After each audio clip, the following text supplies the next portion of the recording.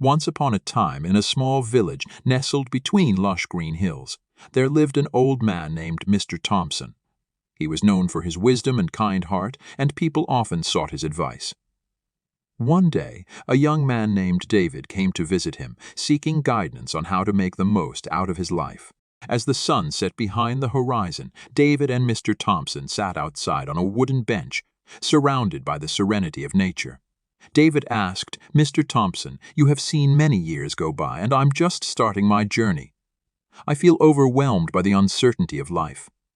How can I live a fulfilling life and not waste my time?" The old man looked into the distance, reflecting on his own life experiences, and then turned to David with a gentle smile. "Ah, time is a precious gift, my dear young friend," he began. "Imagine time as a river that flows steadily, from its source in the mountains to the vast ocean.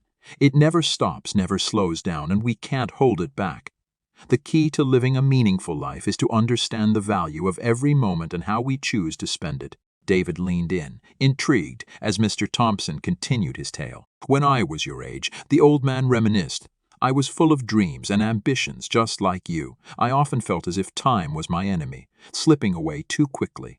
But as I grew older, I realized that time is not an adversary but a teacher. It teaches us to cherish each moment and use it wisely. He spent many years chasing after material wealth and societal success," Mr. Thompson admitted. "I thought those were the measures of a good life. But in the pursuit of these things, I neglected the people who mattered the most. My family, my friends, and myself." He paused, letting his words sink in.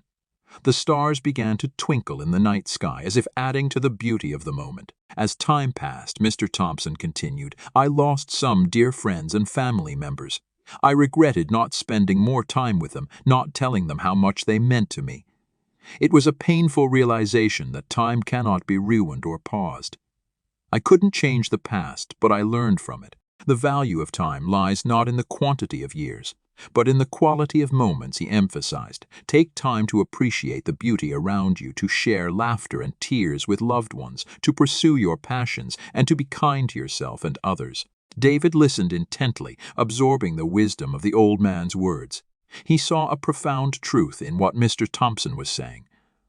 "But how do I make sure I don't waste time?" David asked, seeking more practical advice. "First, prioritize what truly matters," Mr. Thompson advised. "Set goals and aspirations, but also take time to be present in the journey.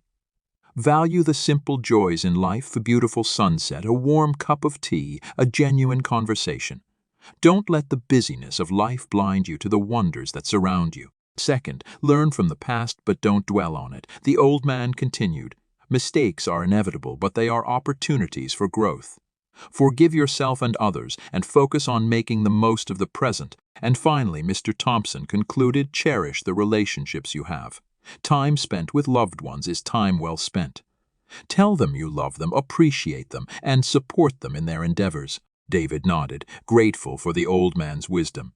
As they said their goodbyes, he felt inspired to make every moment count and to treasure the gift of time. And so the young man left with a new perspective on life, knowing that time was his most valuable asset. He embraced each day with gratitude, knowing that every moment held the potential for growth, love, and fulfillment. As for Thompson, he continued to be a guiding light for the village, sharing his stories of wisdom with anyone who sought the true value of time.